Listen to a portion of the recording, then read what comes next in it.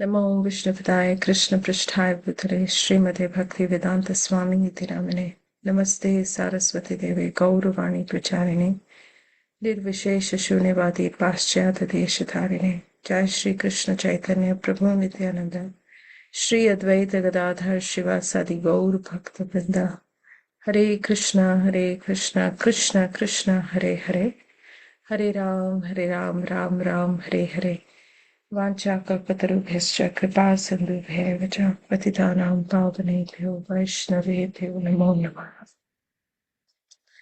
Jai. Hare Krishna, welcome Ananga Sundari. Hare Krishna, please accept my humble obeisances. Jai. My obeisances to all of you. Okay.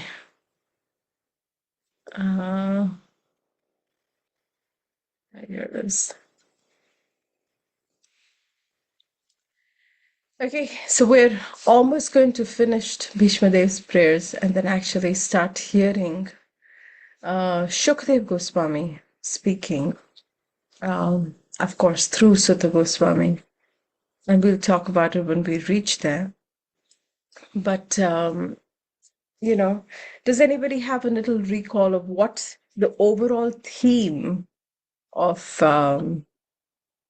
the prayers of Bhishma Dev were?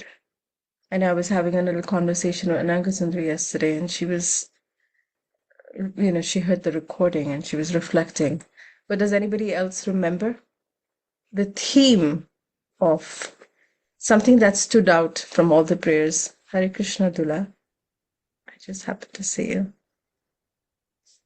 Yes, Mataji. So here Bhishma Dev is actually praying to Lord Shri Krishna that his mind, thinking, willing, feeling, everything invest on Shri Krishna, and as well as so the whole theme that I got so far, what the verses that I read is like he's really praying that he wants to meditate on Shri Krishna at this towards the last moments of his life and see only him but nothing else.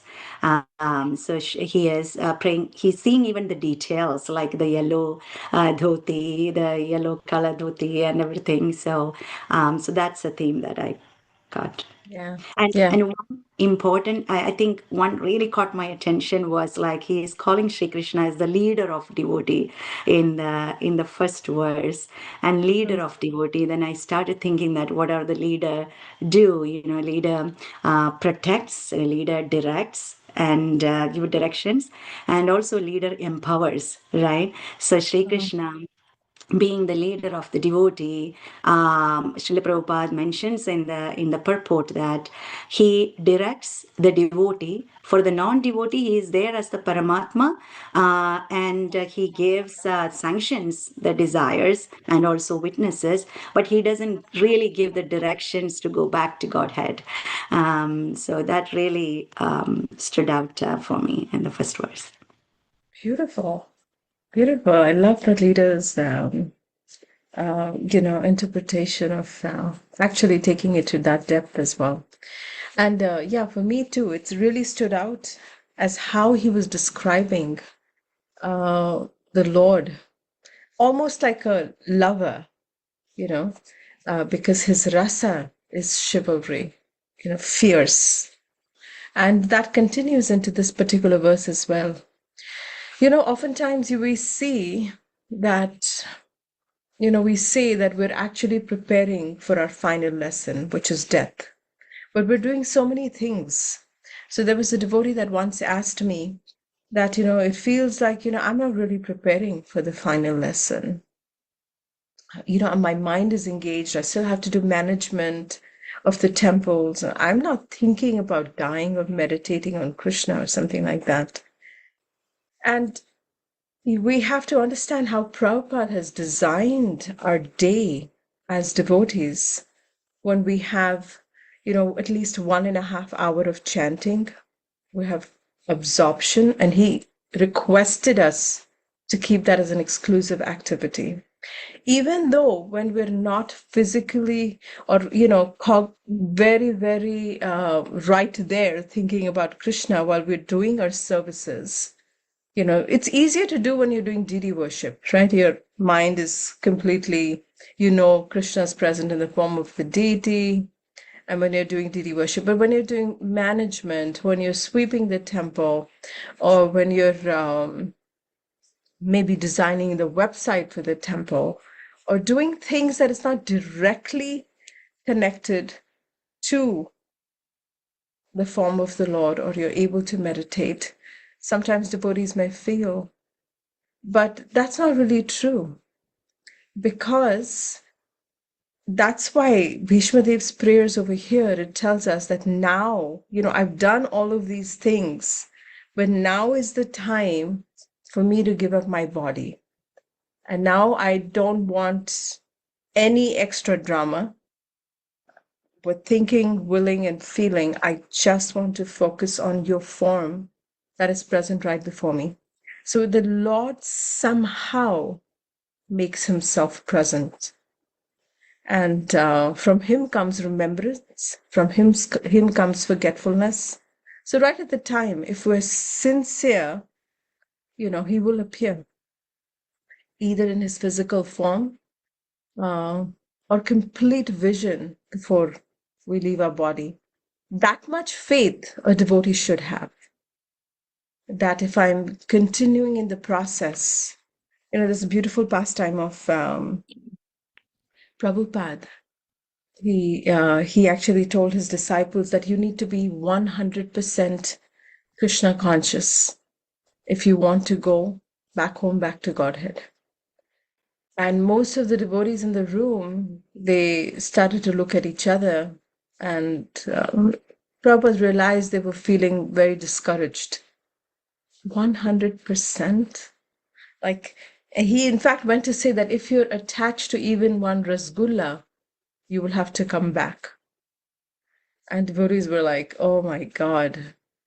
And then he said, you have to be, don't be discouraged. If you're 90% absorbed in Krishna, you will be able to make it. And devotees were still, fearful. They probably were thinking it's impossible to even be 90% Krishna conscious. Like this, he kept going. He said 70%, and then he said 50%. And some devotees at that point, felt a little bit of relief that, oh my God, how is it? My mind is absorbed in work, my mind is absorbed in so many things. How are we going to really? And then Prabhupada looked at them. He said, I have the back door key to Goloka. You just hold on to my dhoti and I will take you back. So having that faith, not only in Krishna, but in Guru and in the process of Krishna consciousness, is what gives us strength to continue despite it's really not about how many verses. It's not really about anything. So at the same time, Bhishma Dev continues in this particular verse with the same theme, saying, at the moment of death, now not just my mind, everything that I'm attracted to,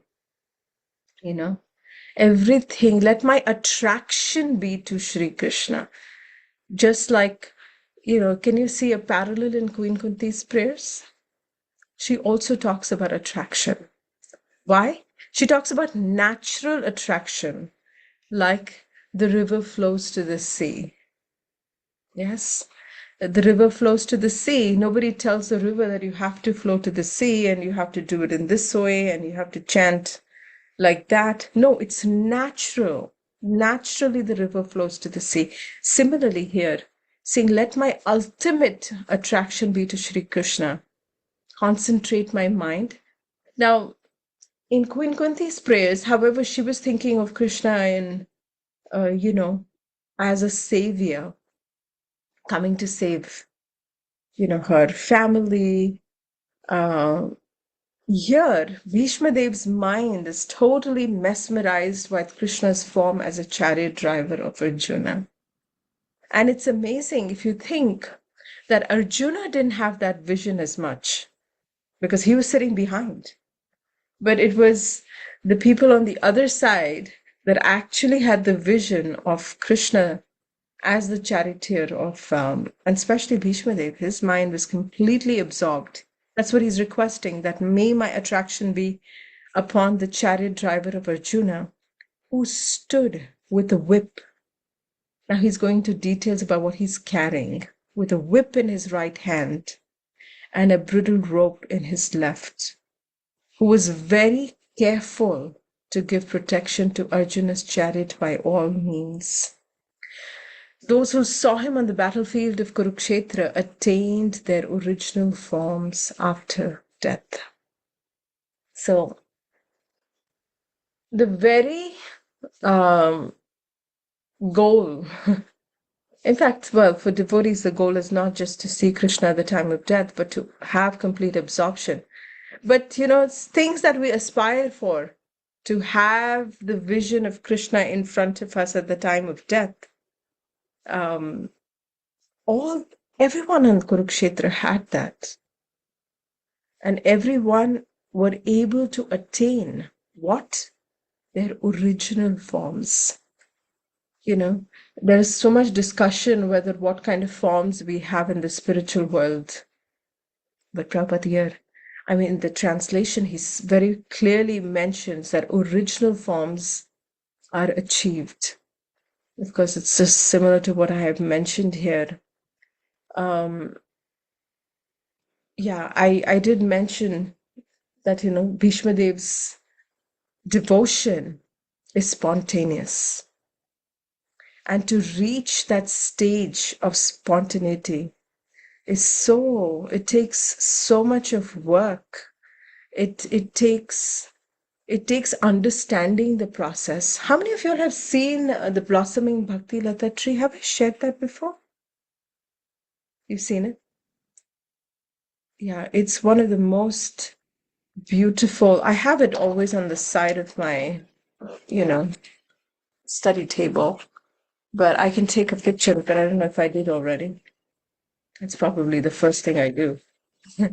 But if you look, Shraddha, Sadhu Sangha, Bhajana Kriya, Anartha Nivritti, and the stages of Anartha Nivritti, and if you look at all of that, you can understand. And it's like how we rotate just between the lower stages, to actually reach the stage of bhava.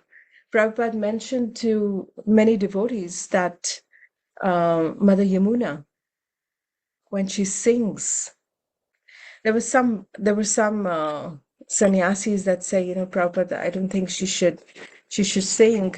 It's not good for a sannyasi to hear a woman singing. And Prabhupada, he actually twirled his face and he said, when she sings, she's at the stage of bhava. And that is why we have Govindamadi Purusham sung by Mother Yamuna in all temples. What to talk about, one sannyasi hearing her. It's played in all temples as Govindamadi Purusham. So devotion supersedes, Prabhupada has expressed that several places, devotion supersedes all kinds of bodily designations, irrespective, your Brahmana, Kshatriya, even our impurities. If we continue to practice, devotion will slowly and gradually, it supersedes, it will be evident also. So actually, Vishwanath Chakravarti Thakur, he emphasizes over here that, the vision of Bhishma Dev on the chariot is so prominent of Krishna on the chariot is so prominent in Bhishma Dev's mind that he says, okay, now I'm ready. I'm ready to give up my body because now I just want to focus.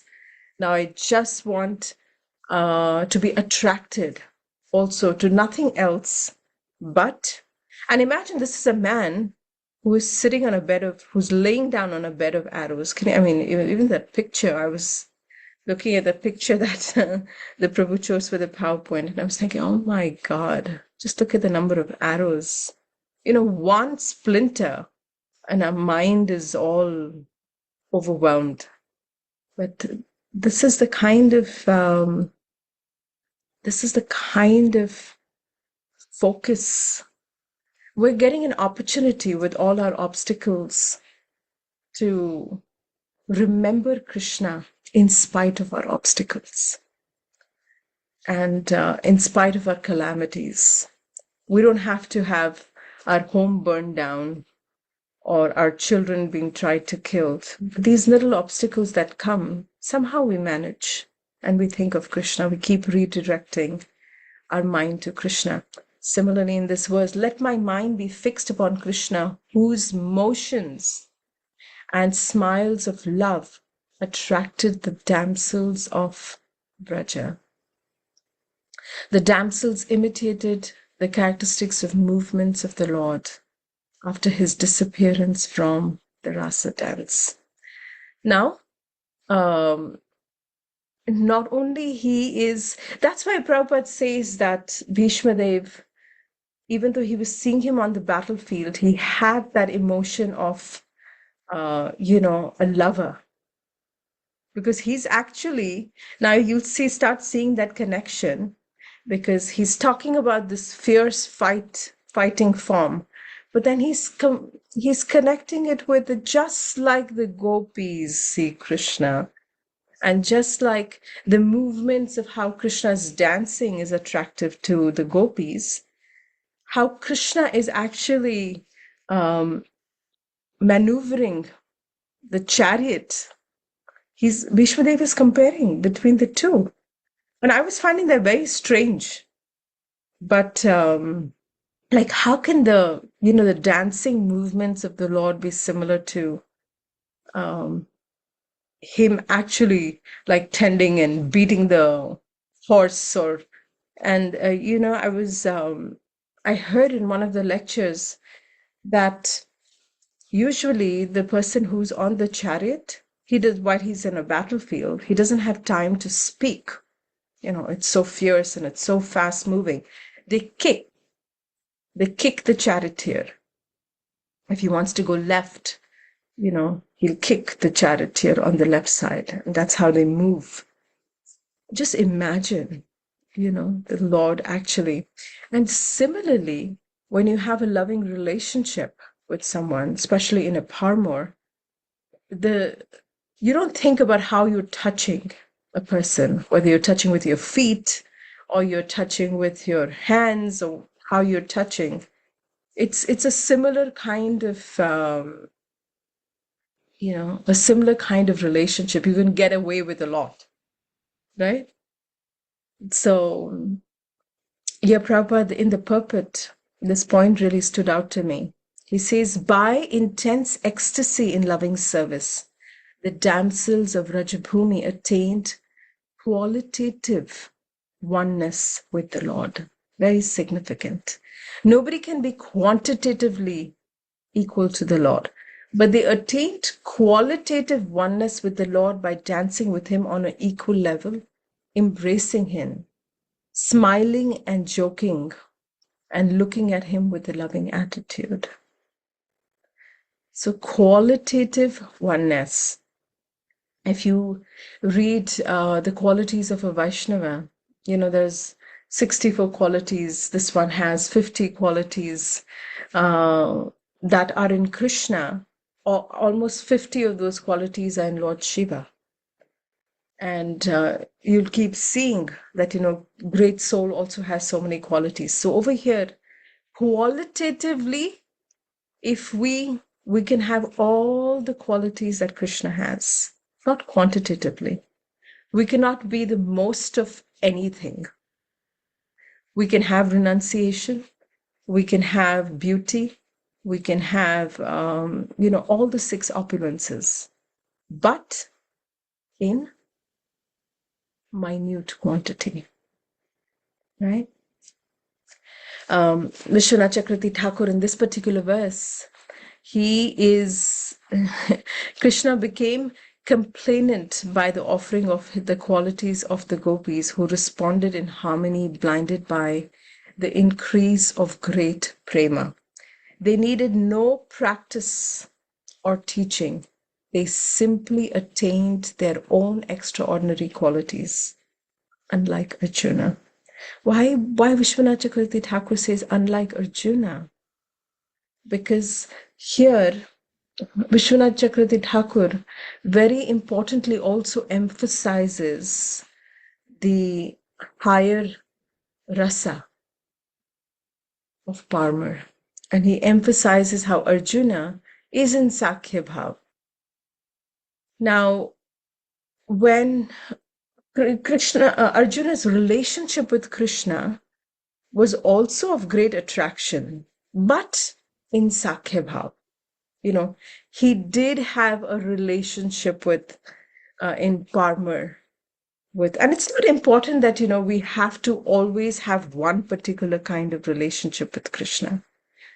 But here, Vishwanath Chakravarti Thakur, I've noticed in Vishwanath Chakravarti Thakur's commentaries that he brings up the five rasas very often. And this is exactly his wording in his commentary. It's quite difficult to really decode Vishwanath Chakravarti Thakur's commentaries, and what to speak about Sridhar Swami's commentaries. So it's like going into the higher, the deeper end of the pool. You really have to be an expert swimmer to kind of maneuver their thought process.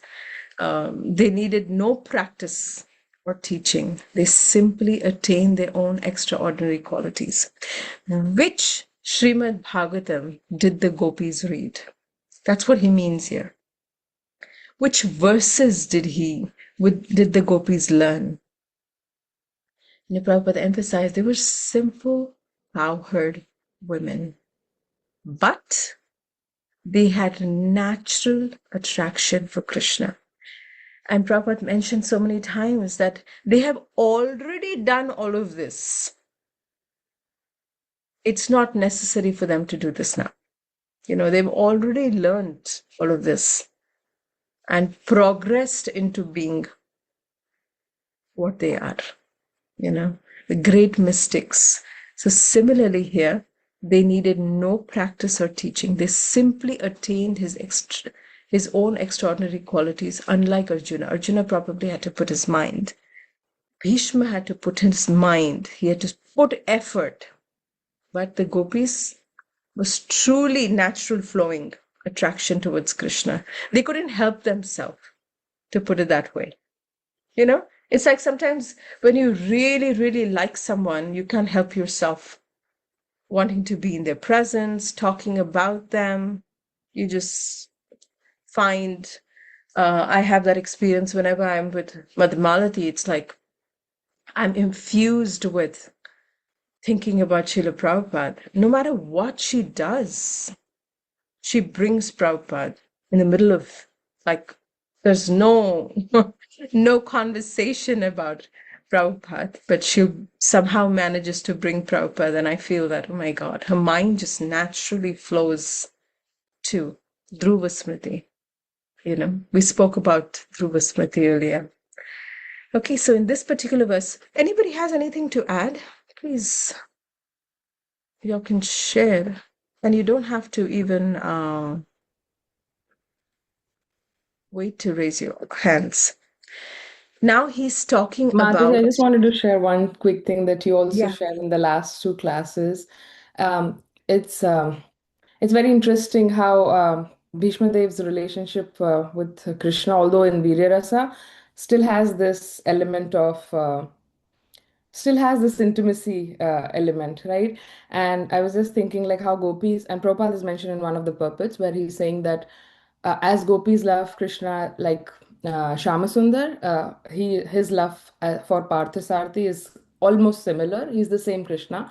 But I was just thinking like gopis always relish Krishna's smile, his complexion, his gait.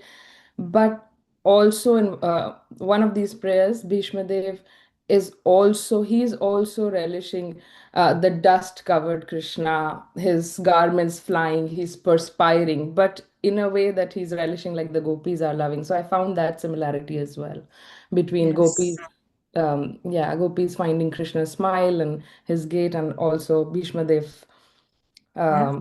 even though he's in a very, very different mood than Gopis, he's also relishing Krishna in that way. And that's why I think Prabhupada brought the intimacy of a lover and the beloved. So I found that very interesting. Yeah, absolutely. Yeah, Mohini Prabhu. I just want to comment on what Ananga said before you speak. Exactly. Bhishma Dev's and the gopis, they both saw the Lord in a loving relationship. It's just the because his rasa, his sub rasa was virya, chivalry, and so it is tainted with that fierceness of the Lord, uh, like um, in in modern day terms they call like rough love, you know. In modern day terms, you can term it in that way. So he has the tendency for that. Yeah. Go ahead, Cham Mohini. Thank you, Prabhu. I just, and I'm sorry I missed last 2 weeks class. I heard, as usual, was wonderful.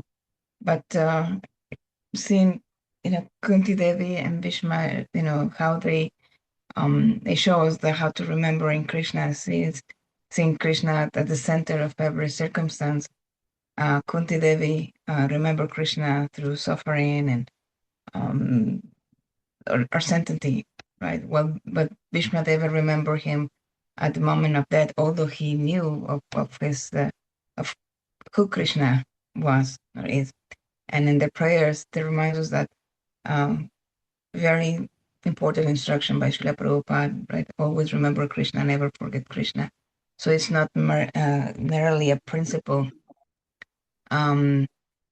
for time of crisis, but rather to bring Krishna consciousness into our life and to relationship and leadership or challenges or decisions. So, or the values that were mentioned, the qualities. So, the compassion, the truthfulness, to be humble, and of course, in today's world, how can we practice the Krishna consciousness, and under what situation that we ask, do I only remember Krishna when I'm in association with devotees will be easier, but when we are in association of non-Krishna devotees, that's when our the strength will be. I was just thinking how all this teaching does help us kind of connect and be stronger in our approach or in our quest to develop Krishna consciousness. And so, like, well, yes, it's every single circumstances. All we have to do is put Krishna at the center. It sounds easier than done because our mind is going to be flickering, right, Maya?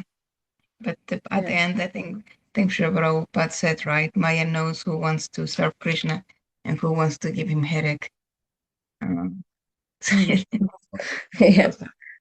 Thank you. Thank you for sharing. You kind of took it into a tangent that I think is very crucial and less talked about, is that we feel that we definitely make more advancement when we're in the association of devotees. There's no doubt about that.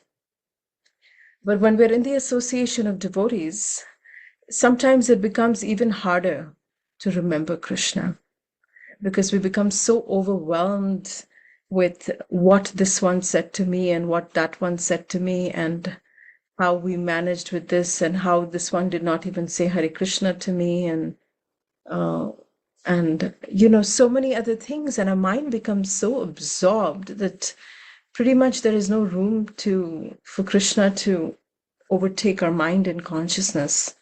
So it's quite significant when we say that, in the association, of course, when we're in the association of devotees, especially when we come in new, it's like we're so parched.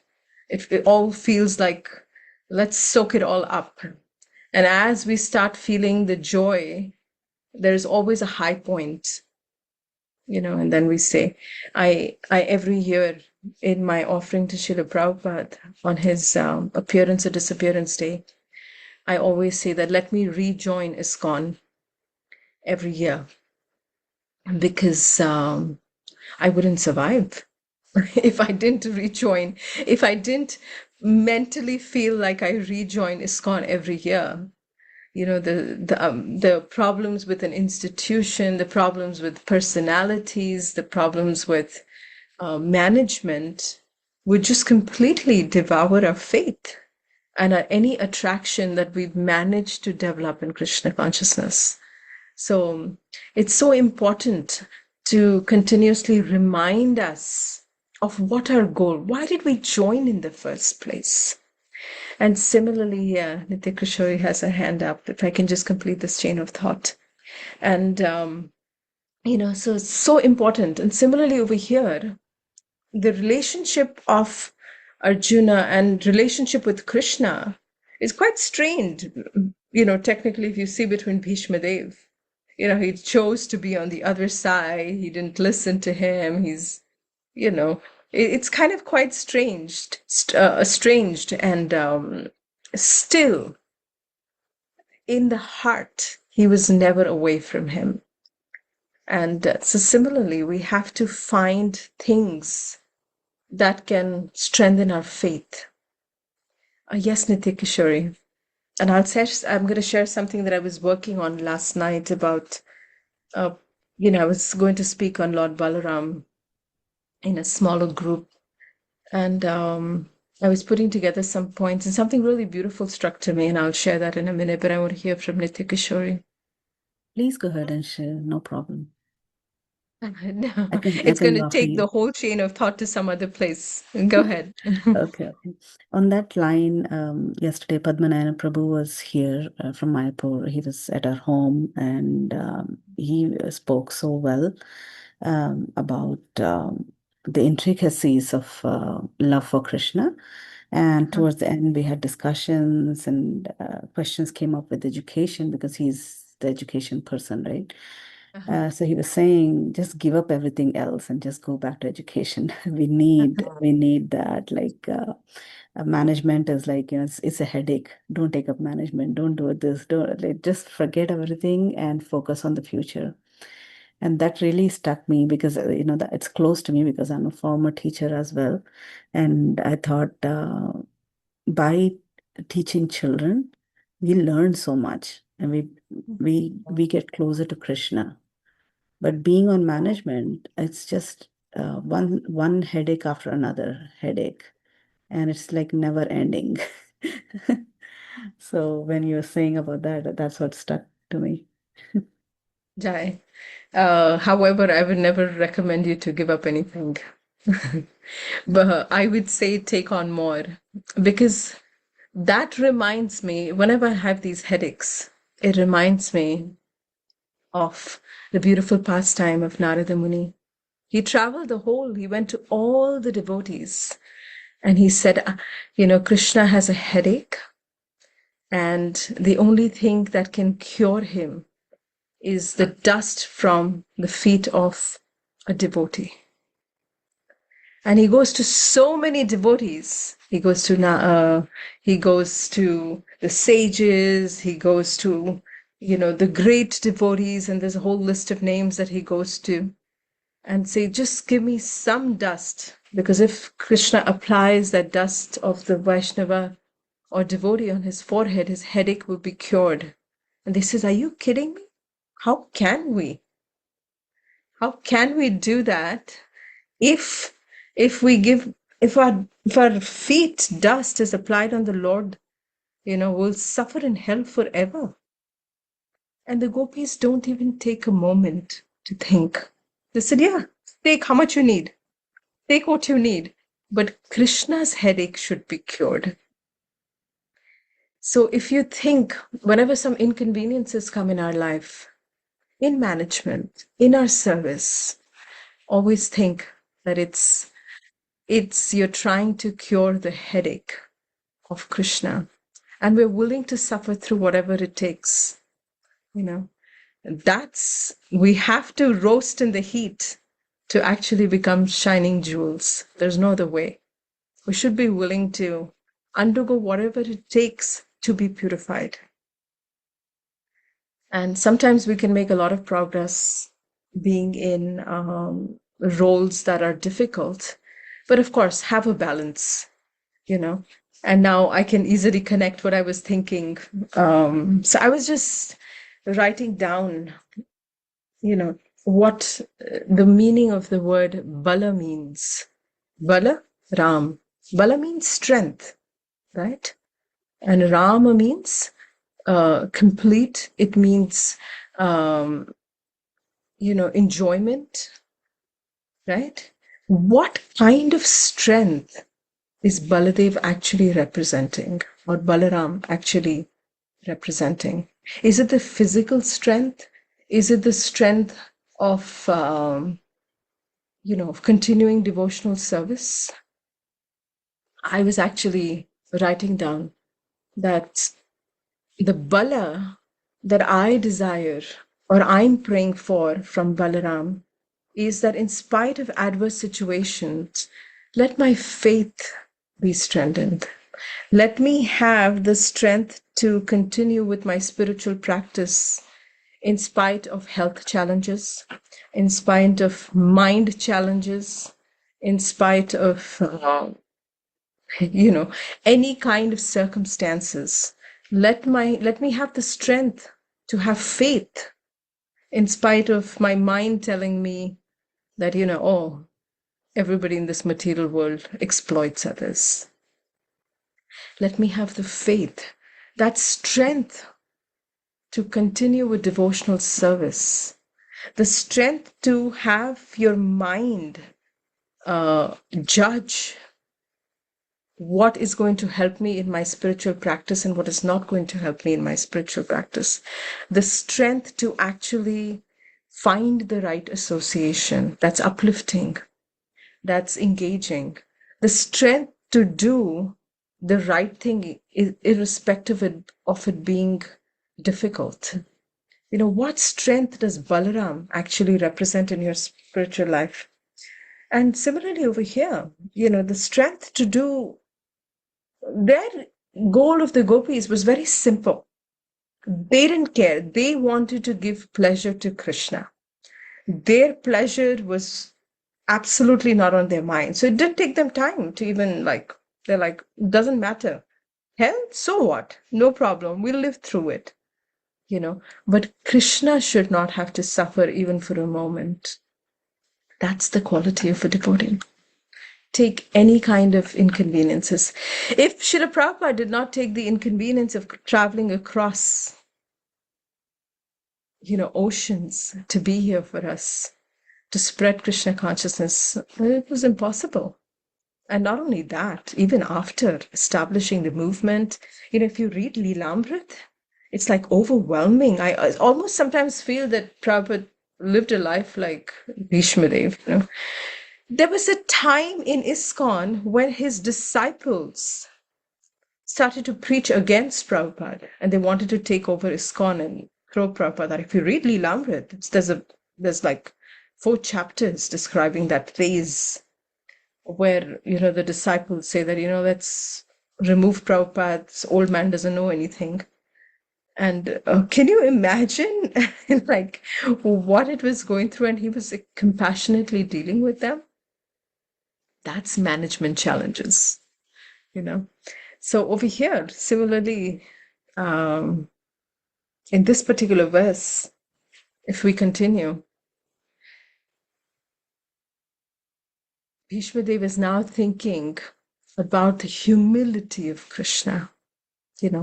At the Rajasuya sacrifice performed by Maharaj Yudhishthir, there was a great assembly of all elite men, royal and learned ones. And in that great assembly, Lord Krishna was worshipped by one and all as the most exalted personality. Now, the what is it called? Agya Puja. Vishwanath Chakravarti Thakur also refers to Agya Puja, the first, who's, the chief guest of the whole. Now, this is a chief guest in an assembly where everybody's like, shining, glowing moons. Everybody's warriors. And so if they were looking at the Lord just as a warrior, that's why Shishupal was so bewildered. He was bewildered because he was envious too. But he was so bewildered, and many others were bewildered but didn't speak. That, how can he be given a puja? It should be someone really senior. But no, he was given. And this happened during my presence. And I remembered the incident in order to keep my mind upon the Lord.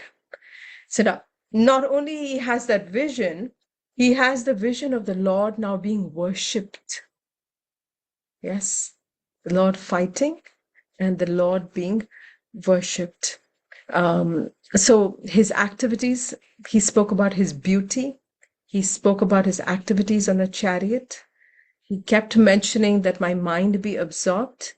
And definitely the last thing that he really mentions here is that let not only my mind be absorbed, but this vision also of him being worshipped has now become so important and significant. Because in the spiritual world, there is no question of Krishna not being worshipped. Everybody is focused on Krishna. Krishna was seen with great amazement by the sages, exclaiming, "Oh, what beauty! Oh, what greatness!" In the midst of the gathering of best sages and kings, he received their worship. He, the Lord of my life, is now visible to my eyes. He has fulfilled my request. And this request, actually, Vishwanath Thakur, in the same I had in my notes, he mentioned that this request is not just being present before him right now. Also, Krishna fulfills, Bhishma Dev had this request that Krishna should fight with me. He should reciprocate. It should not just be a one-way, I'm trying to shoot arrows at him. No, he should pick up. But Krishna had said that he's not going to pick up any weapons during the battlefield of Kurukshetra. But Bhishma Dev forces Krishna by targeting Arjuna constantly. That's when that beautiful picture of Bhishma Dev picking up the wheel of a chariot that had broken and he charges towards Krishna. That's when he gives up his weapons and he's just completely in awe of Krishna fulfilling Bhishma Dev's desire for reciprocation. So this desire that we have for reciprocation with our partners or with friends or with family, it's inherent in Krishna too. He also desires reciprocation and his devotees also desire reciprocation. So don't feel guilty about it, but there's ways of communication. And he expresses that I desired and you fulfilled. He has fulfilled my request. And, this is, I think, the culmination of the verse here, where he says, "Now I can meditate with full concentration upon the one Lord Sri Krishna, now present before me, because now I have transcended the misconceptions of duality." Very, very significant. That Prabhupada mentioned in many places that we step over the misconceptions of dualities to be able to reach Krishna or to be able to practice Krishna consciousness in the purest form. He says, I have now transcended the misconceptions of duality in regard to his presence in everyone's heart and even in the hearts of mental speculators. How many of us, we understand that, okay, we're not going to offend devotees because, of course, the Lord is present in the heart and the devotees are very dear. But what about mental speculators? What about people that have no attraction to Krishna consciousness. Are we really? So this is the stage that Rupa Goswami talks about as Uttama Adhikari, right? You see the Lord in everyone's heart.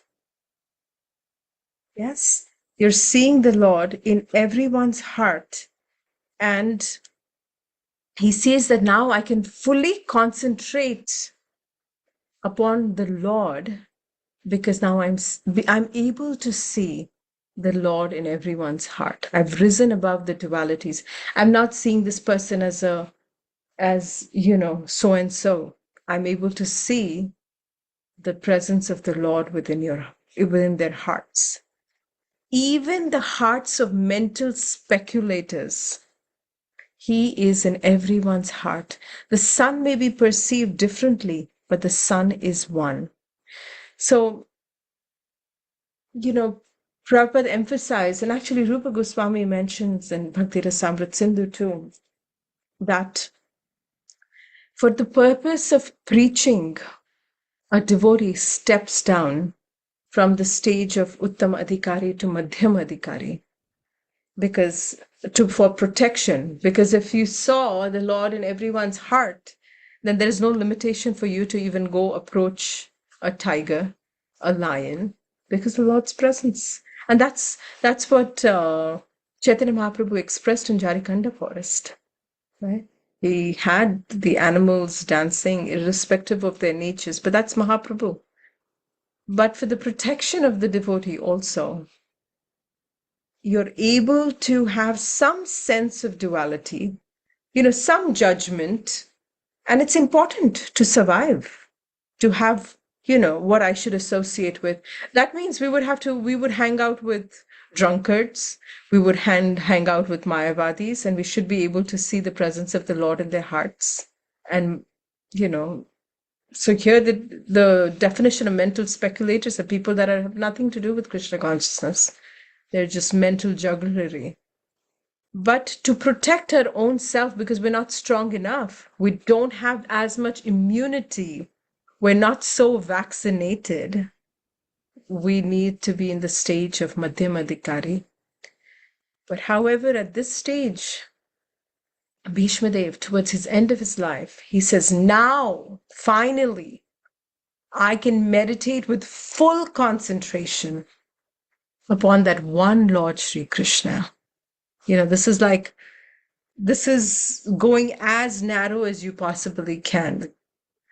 However, going narrow with such a wide vision.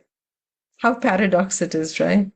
Like now you're literally able to have that vision, that wide vision of seeing the presence of the Lord, but you're only able to see the Lord in everyone. It's narrow in a really wide vision. So, of course, Prabhupada uses this analogy that I really like to mention, the analogy of the sun. It appears differently to different observers in different places, yet the sun remains the same. Similarly, Krishna in the heart, Krishna as Parthasarthi, Krishna and Vrindavan are the same absolute truth. And Vishwanath Chakravarti Thakur actually asks a question here in his, he says, why does Bhishma address the Lord indirectly through these prayers rather than speaking to him face to face? The answer is his heart is so filled by the charity of form that there is no room remains even for the Paramatma feature to enter. So when he's expressing over here, he's actually mentioning like as a third person, he's not saying, okay, Krishna, I can meditate on you, but he's actually saying that I can now meditate on Lord Krishna. So he's talking in third person. And I didn't notice that till I read Vishwanath Chakravarti Thakur's question. And then I went back to the verse to see, oh yeah, he really is not speaking. In my head, he was speaking directly to him. Of course, Krishna was present. So it's like having this side conversation about him and he's listening. That's another kind of a flavor. It's like you're talking about a person and you want him to hear, but you really are not talking to him. You're talking to side person. You're talking about him. So similarly, he's saying here that, and Vishwanath Chakravarti, of course, he gives an explanation as to why, because the Paramatma feature is really not significant, but it is the nature of an Uttamadhikari, and you have to be an Uttamadhikari, where everything else dissipates and you're only able to see the Lord in every, the whole act of trying to see the Lord in every circumstance, in every person. Okay, this person said this to me. What is Krishna trying to teach me through this person? This person was so rude to me. What am I supposed to learn from this lesson? You're not able to see the Paramatma within his heart when somebody is being mean and rude to you, right? But we try to force ourselves to see what is Krishna trying to teach me. And as we keep doing that in our daily practice, we will be at that stage of being Samadarshini. We will be at the stage of an Uttamadhikari. Because Krishna, the charity, has already entered and pervaded my heart completely, it is not possible for a separate Paramatma to enter. The one sun in the sky appears to individual seers to be not one, but many. By such distinctive seeing, the sun appears to be many. I am free of this illusion. We try to see that people are different, but actually the presence of Paramatma, if it becomes so strong within everyone's heart, we can actually see that the Lord is giving me these lessons through someone. The medium becomes insignificant. We start to see the hand of the Lord. And this actually culminates the prayers of Bhishma Dev, which I think is really so significant. And it has so many layers. Does anybody want to add anything before we go to, we quickly go through Sutta Goswami? Everybody understands. I don't know how many of you have, read Bhagavatam earlier, but you know that in Bhagavatam, it's like a story in a story in a story, right? It's like it goes into so many layers to create the depth and like flashback kind of situation. Yes, Ananga. Hare Krishna, thank you so much. I'll just take 1 or 2 minutes. But something that jumped out from my reading of Bhishma Dev's prayers, every prayers I read, every prayer somehow becomes my favorite. But Bhishma Dev for so far is really my favorite.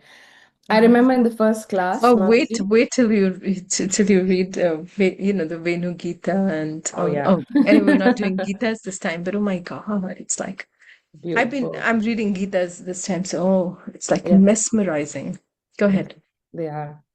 I remember first class you were mentioning about the stages of remembrance, and that really, really jumped out to me when I was reading Bhishma Dev's prayers. Um, all the verses. So the biggest takeaway for me was that our daily prayer can really be, like you were mentioning, we then asking Krishna, then doing it, having a transactional relationship. Our daily Bhishma Dev's prayers are teaching us how to be daily trained in getting our mind back to Krishna. Like the first verse, which you beautifully explained last time, let me. So he's trying to return to Krishna. He's like, okay, now I'm done with my responsibilities. I just want to invest my thinking, feeling, and willing in Krishna. So that is smaran. And then the next stage is dharana. Smaran Dharana, yeah, Dharana. So when he's holding that form of Krishna, like the Tamal tree, you can see the complexion he's comparing with Tamal tree. He's saying Beautiful. that, oh Krishna, you are, how you're holding a flute and his Pitambari dhoti. And then Dhyan, where you are entering into deep, deep relationship with Krishna. So he's remembering the Leela at this point because his favorite form of Krishna is Parthasarthi. So he's remembering how he's Arjuna's charioteer. And Dhruvanum Smriti, like you were also saying, that he's carrying Complete. that. He's Mhm. completely absorbed. And towards the end, this last verse 42 that we read is samadhi, where nothing else will bother him, just his. Beautiful. So I Beautiful. was, it really explained, because I know Prabhupada has sprinkled the stages of remembrance, NOI, and even Bhagavatam, but this really jumped out to me, the theme of stages of remembrance when I was reading Bhishma Dev's prayers. Amazing. That's beautiful. Thank you for sharing that. Yeah. Wow. I'm looking at Bhishma Dev's prayers with a different perspective myself now. That, yeah, he actually goes through the whole, all the 5 stages in just his Yeah, prayers. yeah, yeah, Beautiful. yeah. Fantastic. Thank you for sharing. Thank you Wow. for explaining them this so well, so I was able to catch the theme. Thank you. Yeah, I mean, I've spoken about the 5 stages like so many times, but I didn't really. I found bits and pieces, but now that you mention it that way, he actually goes through that progression completely within his prayers. Beautiful. Thank you. Wow. Anyone else has anything to add? Did anybody else also notice that? It's amazing, right? Yeah. Wow. That's why we need to Mataji, can keep I it. add something? Yeah, please, Chandrika. Thank you so much, Mataji. Mataji, the prayers, Bhishma Dev's prayers, the first time I heard them, I got attracted because of the meter and the choice of words it sung. So I ended up learning the entire prayers. I recite them. Wow. And I'm really, I fell in love with the prayers first because of the how it is sung, but then slowly I started, when you explain the meaning, it gives me when I recite, I can meditate on the meaning. And also I am really amazed at how Bhishma Dev, he's on the battlefield, he's fighting, but uh, he has observed so many details, like his attraction to Krishna, his absorption on Krishna on the battlefield while fighting. That is really amazing. And Bhishma Dev is one of the most misunderstood characters. When I read these prayers, it just like it changes the whole perception. It Thank you, does. Mataji. Beautiful. Thank you for sharing that. And it's so amazing. I don't think we're going to have time to go over these verses, but it doesn't matter. It really doesn't matter. What matters is, these interactions that we're having, because it gives me so much more depth of, and I value that so much. And, when you mentioned, Chandrika, that Bhishma Dev was really misunderstood character, that's a fact. There's a lot of people that think that he could have done the right thing. He could have, he had the power to do the right thing. And that makes me feel that, okay, there's moments in my life when I felt that I've made mistakes.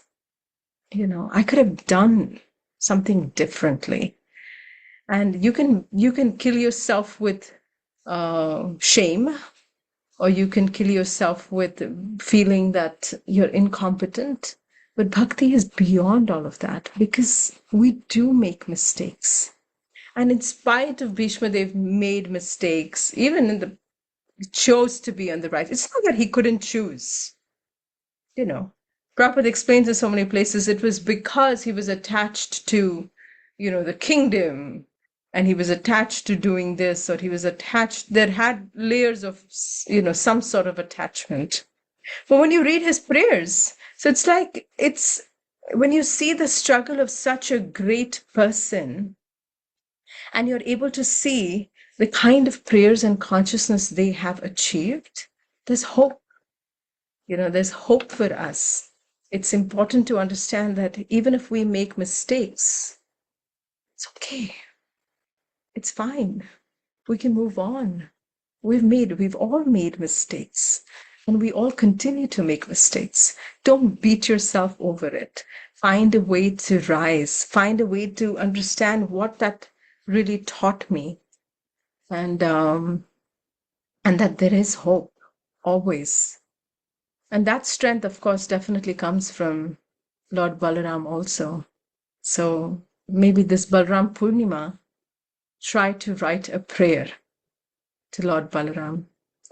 And you can try, and it doesn't have to be super complicated, Just take 2 elements, and I will share my prayer too.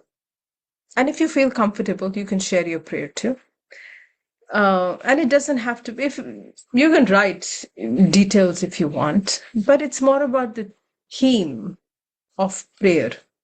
So if you like something from Queen Kunti's prayers, or you like something from Bhishma Dev's prayers, but if you start thinking about it now, you'll have something ready by Thursday to just a few lines, you know, what do you really, Lord Balaram can grant you anything you desire, right? What will you approach him by? Let this Balram Purnima be actually more of depth than just socializing at the temple. You know, let yourself be in front of the deities and take this paper or say it out of memory.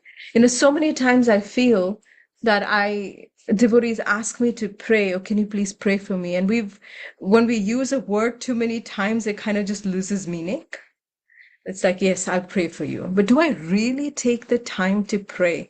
And it really hit me once that, I said I'll pray for this person, but I really didn't stand in front of the deities and express my heart.